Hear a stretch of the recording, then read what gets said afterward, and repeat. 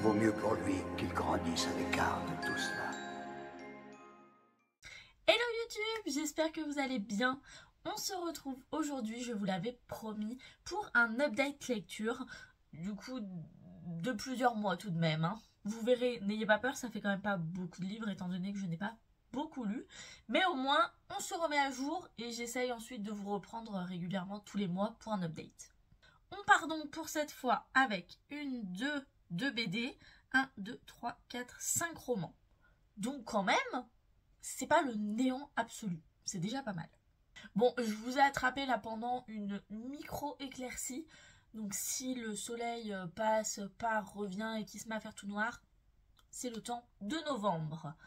De même, je suis en rangement dans cette pièce et je suis sûre que vous voyez, grâce à ce sublime miroir posé derrière moi, le bordel qu'il y a sous moi. Je m'en excuse, de toute façon moi avec le soleil dans la gueule je ne vois pas, donc on va dire que c'est pas grave. Les explications étant données, je vous laisse continuer ou non cette vidéo avec moi, on y va, c'est parti. Alors on commence avec une BD, je ne vous laisse pas le droit de vous moquer de moi, ok? Il s'agit de Pélagie la sorcière. Alors pourquoi cette BD? Eh bien parce qu'en fait c'est une BD dont j'ai entendu parler, je sais plus sur quelle chaîne, mais sur une chaîne YouTube, et je me suis dit oh, c'est la BD de quand j'étais petite. Donc là, association d'idées, il me faut la BD de quand j'étais petite parce que cette BD est fabuleuse. À la base, je m'étais dit c'est une BD que j'offrirais à des enfants de mon entourage que j'aime bien. En fait, je l'ai relue parce qu'elle est trop chou. En fait, pour vous expliquer, parce que... Pardon. Pour vous expliquer, parce que c'est très facile.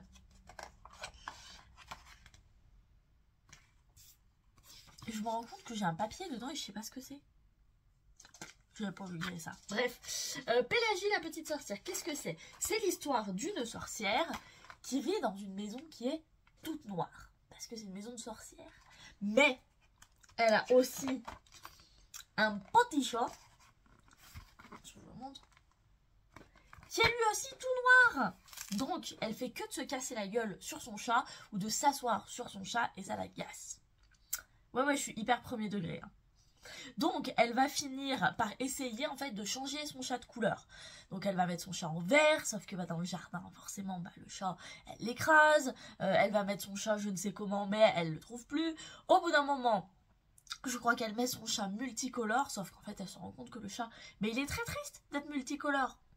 Donc elle se rend compte que c'est pas le chat qu'il faut changer, mais c'est sa maison. Et elle finit avec une petite maison multicolore. Et ça, c'est trop mignon. Voilà. Je trouve ce livre absolument trop cute.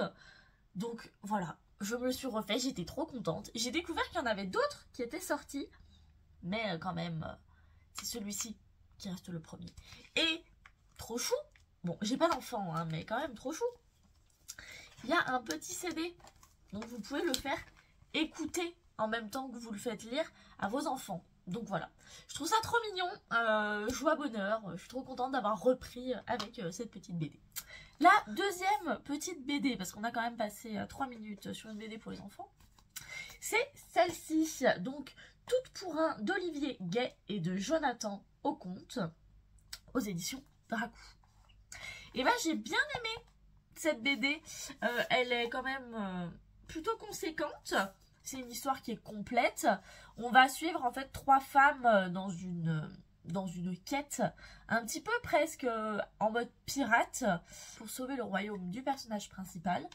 Franchement, les dessins sont très jolis. J'essaie de vous trouver une page un peu cool, mais elles sont toutes cool. Voilà. Les dessins sont sympas.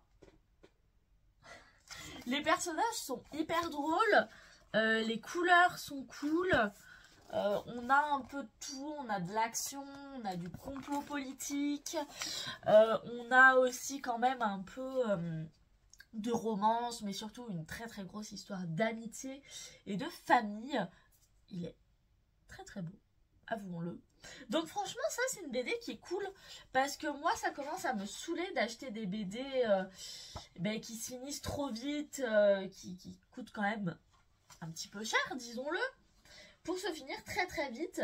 Alors que là du coup on est vraiment sur une histoire complète, une histoire qui est longue, une histoire qui a pas mal de choses. On a de la magie, on a des méchants, comme je vous ai dit on a de la romance, on a des retournements de situation. Donc non j'ai bien aimé, il y a beaucoup d'humour. Ce qui est un peu étonnant parce que des fois on est sur des situations qui sont quand même pas hyper drôles. Genre le personnage principal, là, la princesse, elle a quand même perdu quasiment toute sa famille dès le début dans une attaque de son château. Et on arrive quand même à en faire une histoire vraiment très amusante avec des personnages très drôles, des situations très loufoques. Donc vraiment, elle coche toutes les cases cette BD. Si vous êtes des fans de BD, ben, franchement allez-y parce qu'elle est trop bien. On continue avec un préquel d'un livre dont je vous ai déjà parlé. Il s'agit de Saga et Sable d'Os par Travis Baldree et on est sur du coup une histoire du légende Enlaté. Je ne sais pas si vous vous en rappelez, pardon, je vous en avais parlé, il est par là, normalement. C'est un livre que j'avais beaucoup aimé, qui était très cosy, on est sur de la cozy fantasy très cocooning. Ici, on est du coup toujours sur le personnage principal de Viv, donc qui est une orque mercenaire. Dans Légende d'Enlaté, on la retrouvait du coup après ce travail de mercenaire où elle avait décidé d'ouvrir un café. Voilà. Ici, on est bien avant, elle est toujours mercenaire, à contrario, c'est le travail de sa vie. Sauf qu'elle se retrouve blessée pendant une bataille et obligée du coup d'aller se remettre dans une petite ville en bord de mer. C'était très sympa, mais j'ai eu un petit peu plus de mal à accrocher que l'autre parce que là on est vraiment... En fait je savais pas trop où on voulait aller au début. Donc Viv, elle est dans l'obligation du coup de patienter, elle est blessée à la jambe. Donc on va vraiment suivre son rétablissement, on va suivre du coup les amitiés qui vont se lier avec les personnages de cette ville, dont du coup cette petite souris qui tient une librairie avec son petit chien hibou, qui ma foi est très mignon. Donc là voilà, on était avant dans le café, là on est vraiment dans la librairie. On est en fait sur deux histoires en parallèle, c'est-à-dire que Viv, elle va essayer d'aider cette petite souris du coup à remettre au goût du jour la lecture et en l'occurrence voilà sa librairie. Donc elle va apprendre elle-même ce que c'est la lecture, elle va apprendre du coup à apprécier un bon livre et ça bah franchement forcément nous lecteurs ça nous touche. Mais on a aussi une histoire en parallèle, comme un petit peu dans le premier, où y a quelqu'un qui va essayer de leur mettre un peu des bâtons dans les roues, quelqu'un qui pose problème au sein même de cette ville. On a à nouveau du coup de la magie, de l'amitié, mais aussi beaucoup de cocooning et c'est ce qu'on aime. On a un personnage qui va arriver par contre, attendez un peu, hein, je pense que c'est bien dans le milieu du livre. Mais on a un personnage qui va nous donner un petit coup aussi de fouet avec une bonne dose d'humour et franchement j'ai adoré ma lecture. J'ai mis longtemps quand même à le lire et je pense que ce n'est clairement pas la faute du livre, c'est plus que je reprenais tout juste un peu à lire, j'étais pas encore dans ce mood, j'avais plein d'autres choses à faire plutôt que de lire, mais n'empêche que je suis allée jusqu'au bout et j'ai beaucoup aimé. Ensuite, on arrive un peu plus au mois d'octobre où ça y est, mon rythme de lecture s'est un petit peu plus accéléré, on va dire. Et je me suis dit, allez Violaine, on y va, sors une pavasse, comme ça c'est fait. J'ai choisi Seul un monstre. Je crois, je suis pas tout à fait sûre de moi, mais je crois que je l'ai pas acheté ce livre. Il me semble que c'est une copine qui me l'a offert parce qu'elle avait pas du tout aimé. Et moi je me suis dit, oh moi il me fait envie, je me lance. J'ai bien fait, c'était hyper chouette. Donc Seul un monstre par Vanessa Len, le tome 1, parce qu'il y a un tome 2. On en parlera après. Seul un monstre, ça nous raconte l'histoire de Joanne, qui est dans sa famille maternelle, oui, qui est dans sa famille maternelle pour les vacances, qui s'apprête à passer des super vacances. Elle a un petit crush pour Nick, le garçon du manoir historique un petit peu où elle travaille. Bref, des super vacances qui s'annoncent. En fait, non. Joanne va très vite se rendre compte qu'elle n'est pas une fille comme les autres. Joanne est un monstre. Un monstre qui peut en fait voyager dans le temps. Pour ce faire, elle doit poser sa main sur le cou d'humain afin de leur voler du temps pour elle pouvoir voyager en toute liberté. Annonce très déstabilisante, certes. De plus, cette annonce se fait alors qu'elle est sur le point d'embrasser Nick, qui en fait n'est pas un garçon ordinaire non plus parce qu'il est le héros. Le héros qui est censé tuer les monstres. Elle va se rendre compte de tout ça alors que toute sa famille vient l'aider et va mourir tragiquement dans une rixe un petit peu entre le héros, les monstres et une autre famille de monstres. Donc clairement, on n'est pas sur de la bonne ambiance. C'était hyper bien. Franchement, tout ce qui est voyage dans le temps, je suis clairement pas fan parce que je trouve que c'est rarement bien amené. Souvent, j'ai un petit peu de mal en fait avec le paradoxe du temps. C'est quelque chose qui m'agace, d'aller dans le passé, de réfléchir à ce que ça va faire sur le futur. C'est quelque chose qui m'énerve. Je crois que je vous en avais déjà parlé avec le tome 3 d'Harry Potter. J'ai eu une conversation, je pense, de plusieurs jours sur le paradoxe du temps dans Harry Potter. Mais je m'égare. Ici, c'était plutôt bien amené, j'ai trouvé. Il y a certainement quand même des moments où j'ai dû me perdre un peu, mais quand même pas si mal. Le fait d'avoir du coup une héroïne qui est un peu la méchante, je vous le mets entre grands guillemets parce que c'est pas réellement une méchante, mais c'est comme ça qu'on nous l'amène. C'était bien amené, c'était cool. J'ai bien aimé l'héroïne, même si des fois elle est un peu... pas niaise, c'est pas niaise le mot, mais un peu... Ah, aidez-moi. Comment on dit ça? Bah, j'ai perdu. Mais... j'ai pas le mot, il va falloir que je trouve le mot, sinon je vais pas réussir à continuer. Crédule? Non. Le mot qui ressemble à crédule, voilà. Elle est un peu crédule des fois, je trouve. Elle manque un peu de maturité. J'ai bien aimé les romances. Il y a 2 romances différentes qui sont dans ce livre. J'ai bien aimé les personnages qui sont amenés. Franchement, je me suis pas ennuyée du tout. Il y a toujours beaucoup d'actions, beaucoup de choses qui se passent. On va entre différentes époques. C'était chouette, franchement. Peut-être que les pouvoirs ne sont pas assez abordés. En tout cas, pas assez exploités, j'ai trouvé. En revanche, la fin, forcément, il y a un petit moment où on se dit qui est un peu triste. Bon, pas comme ça que j'aurais aimé que ça se finisse, mais après j'ai découvert qu'il y avait un tome 2. Mais je ne sais pas si ce tome 2 est pertinent. Je m'explique, je crois qu'il y a un tome 2, voire même un tome 3. Hein. Donc je dis certainement de la merde, mais quand on a fini, et ben pour moi l'histoire elle est finie. En fait, vraiment, c'est pas une fin où on se dit il me faut le tome 2. C'est l'histoire est terminée, l'action principale du roman est terminée, les personnages sont tous à leur place, c'est fini. Et du coup, je vois pas trop comment on va pouvoir relancer un petit peu la machine avec un tome 2. Donc je suis pas sûre que je vais partir sur le tome 2. On verra, hein, peut-être que j'ai changé d'avis entre temps. Mais je trouve que le tome 1 se suffit à lui-même.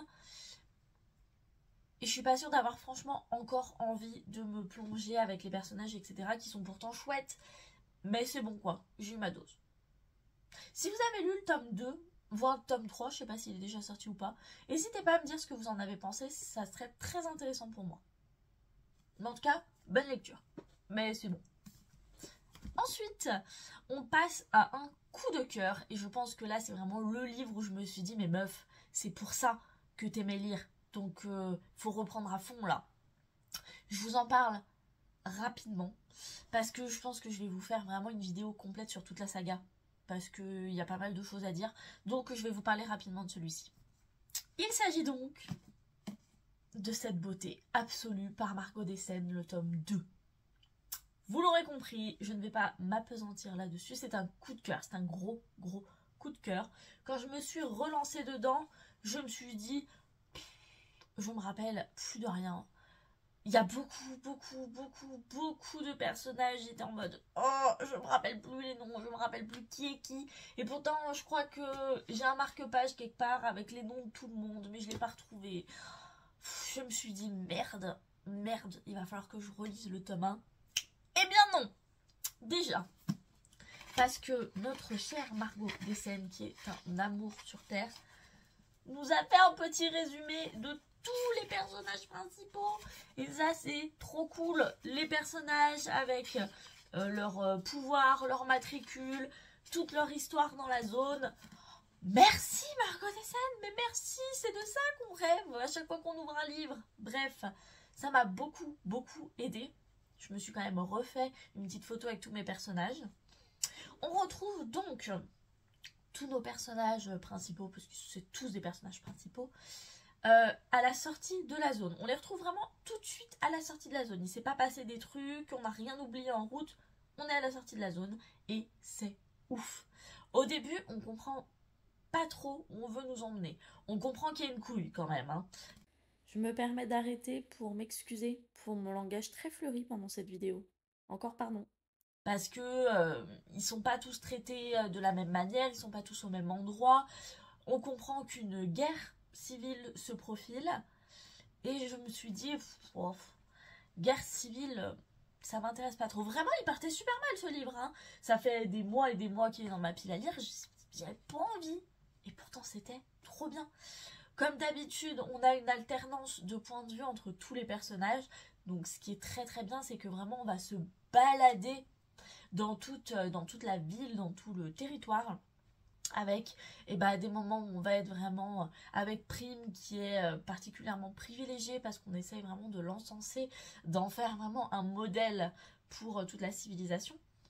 On va être avec Édouard qui lui malheureusement a été envoyé dans les camps pour se battre. On va être avec plein de personnages, je peux pas tous vous les dire, mais franchement c'était génial. J'ai adoré retrouver tous les personnages, vraiment ils sont tous géniaux, que ça soit Lise, Alexander, Olympia, tous, je les ai tous adorés. L'histoire est géniale, vraiment une fois que j'ai commencé, je n'ai plus su m'arrêter. Parce que c'est ultra addictif. Comme on change de personnage et qu'on change d'endroit à chaque fois, on a envie de savoir à chaque fois ce qui va se passer. On a envie de savoir sur quel personnage on va tomber. On a vraiment plein de petites histoires en une pour tous aller se retrouver à la fin. Et c'était super. On a franchement de l'action, on a beaucoup de suspense. Et forcément, vous le savez, le suspense, on a envie d'y aller. On a encore, et là, Margot Dessen, je pense pas qu'elle passera par là, mais si elle passe par là, elle connaît mon avis. Merci pour la souffrance que nos chers petits personnages endurent. C'est ignoble, mais putain ce que c'est bon. Franchement, le tome 3, j'ai peur. Et quand je vous dis j'ai peur, il sort dans 2 jours, donc vous verrez pas la vidéo avant qu'il sorte. Elle sera pas encore montée, je pense. J'espère de tout mon cœur qu'il sera là un petit peu en avance parce que je vais à la librairie tout à l'heure chercher des cadeaux de ma carte cadeau. Je croise les doigts parce que là franchement je suis dans mon Maxime Tiata mais j'ai du mal à le lire tellement je pense à Absolu et j'ai envie de lire le nouveau tome. Voilà, je pense que comme d'habitude mon avis est fait n'importe comment, mais vous avez l'habitude. De toute façon je vous ai dit que je passerai pas de temps dessus parce que je vous ferai une vidéo complète sur la saga. Donc voilà, Absolu, les effacés, magique, et on se rend compte enfin que les noms est vraiment pépite, ils sont hyper bien trouvés. Bravo Margot Dessen. Ensuite je me suis dit il est quand même temps de se mettre un petit peu dans un mood halloweenesque, donc je me suis enfin fait le dernier tome de Catherine Arden, Effroi à la fête foraine. Je sais plus où ils sont mes livres de Catherine Arden. Ils sont là, par là. J'avais beaucoup aimé tous les autres. On avait eu Terreur à Smoke Hollow, qui était génial. On avait eu Frisson au Mont Hemlock, qui était magistral. On avait eu Peur sur le lac, que j'avais moins aimé, mais qui était resté cool. Et là, on a Effroi à la fête foraine, qui est là. En termes généraux, vous avez vu, on est sur des bonnes lectures, et ça, c'est chouette. On va retrouver nos personnages principaux qui sont Coco, Holly, Brian et Phil. Holly a été capturée, donc est toujours prisonnière de l'homme qui sourit. Et elle va en fait se retrouver dans une fête foraine qui se déplace grâce à un train où d'autres enfants ont été enlevés. Je peux vraiment pas vous en dire trop, sinon je vous spoil complètement le livre. C'est un tout petit livre, ça va vite. Mais en tout cas, on va retrouver du coup ses amis qui vont tenter de l'aider, alors qu'elle-même va tenter de s'en sortir parmi cette fête foraine. Franchement, c'est un livre pour les gosses à la base. Hein. Quand même, oui, je ne sais pas si je l'ai précisé, mais c'est des livres qui sont à partir de 10 ans. 10 ans, hein. J'en ai 28. Je me chie dessus à chaque fois. Voilà. Alors, c'est pas du Maxime Chatham, attention, hein, c'est pour les enfants.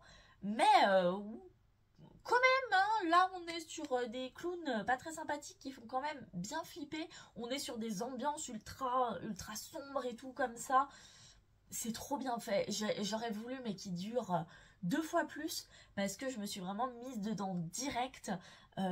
Les personnages qui font vraiment peur, moi, je trouve. L'homme qui sourit, on en apprend beaucoup plus à propos de lui dans ce tome, et j'ai trouvé que c'était aussi très intéressant. Holly grandit vraiment ses amis d'eux-mêmes, et c'était super bien. Ça s'est lu vraiment, je pense, en 3 jours max, mais c'était 3 jours très très chouettes, et j'ai beaucoup aimé. Comme je vous l'ai dit, une fin peut-être un poil trop rapide pour moi. J'aurais voulu que nos personnages galèrent un petit peu plus sur la dernière épreuve. Mais ma foi, ce n'est pas grave, j'ai quand même passé un très bon moment et je suis très contente d'avoir enfin terminé cette saga. On passe au dernier roman et encore une fois, bah oui, je vous ai dit, hein, c'est une super sélection, qu'est-ce que vous voulez que je vous dise, j'ai des bons goûts. C'est encore une fois un coup de cœur avec le dernier tome de Mémoires de la forêt par Michael Brard. Et là, je vous en parle avec une tristesse, mais énorme, parce que je suis tellement dégoûtée que ça soit le dernier tome et que ça soit fini. Je sais que des fois il faut passer à autre chose, hein, je le sais, mais c'était encore une fois trop bien, c'était trop beau, et ça me fait trop chier qu'il n'y en ait plus après. On est vraiment dans complètement autre chose avec ce tome, déjà qui est le tome du printemps, qui est encore une fois très très beau. Comme d'habitude, on a des illustrations qui sont absolument magnifiques, avec une très belle colorimétrie, j'ai trouvé. Et ici, on va parler, et alors attendez, parce que moi et les personnages, c'est compliqué. On a Archibald, qui est le personnage principal habituel, qui est le grand renard, qui a un neveu, qui est Bartholomé, qu'on va retrouver en tant qu'adulte, qui a eu un petit garçon qui s'appelle Ernest, qui est le petit renard trop mignon ici, et ça c'est son petit frère. Donc voilà, déjà je vous ai refait la généalogie, et donc c'est vraiment ces personnages qui vont être les personnages principaux. Encore une fois, je sais pas trop comment vous résumer ça sans spoiler. Attendez. Bon, ça va en fait. Je peux vous spoiler un peu apparemment. Donc, dès la page 34, j'ai chialé. Voilà. Michael dit malédiction de la page 34. Moi je dis malédiction de Michael qui aime bien nous faire pleurer. Hein. Bref. Dès la page 34, du coup, notre cher petit renard perd malheureusement sa maman quand elle va mettre au monde son petit frère. S'ensuit du coup un petit peu un passage dans le futur où on découvre que l'arbre qui a depuis toujours abrité la famille Renard et la librairie, et bien malheureusement est en train de mourir suite à une maladie.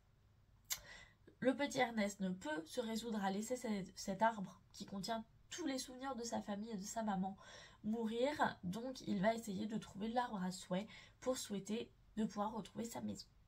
Donc vous avez l'habitude, on le suit dans une petite aventure comme ça, avec des super personnages trop mignons à travers la forêt, pour essayer de sauver son arbre.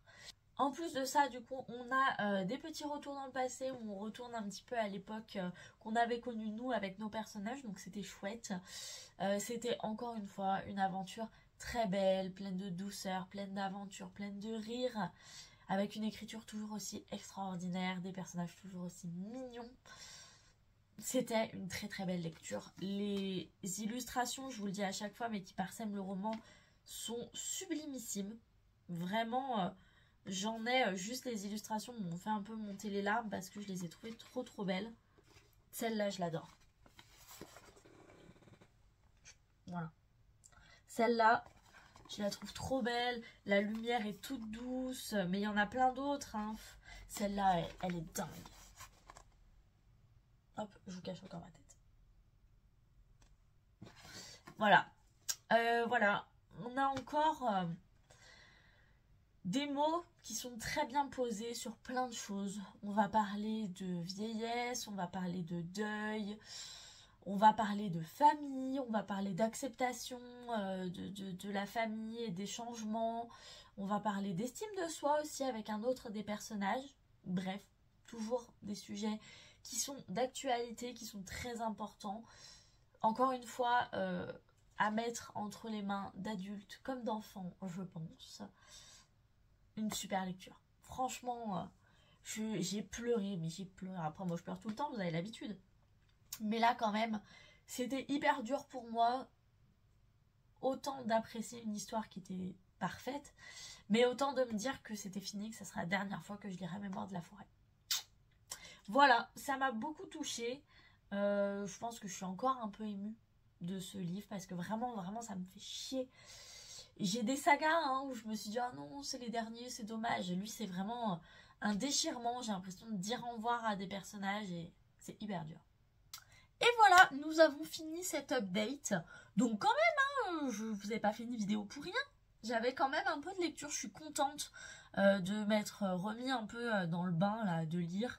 Je pense que le temps il n'y est pas pour rien et le fait que j'ai un petit peu moins de travail à côté, notamment avec mes shootings photos là qui me prennent plus de temps parce que j'en ai quasiment plus avec la sortie de mon roman du coup qui ça y est sorti, donc la seule chose qui me prend du temps c'est d'écrire vos petites dédicaces et de vous envoyer les livres, mais sinon je suis plutôt tranquille. Donc voilà, là vraiment je me mets à fond dans un mood de lecture.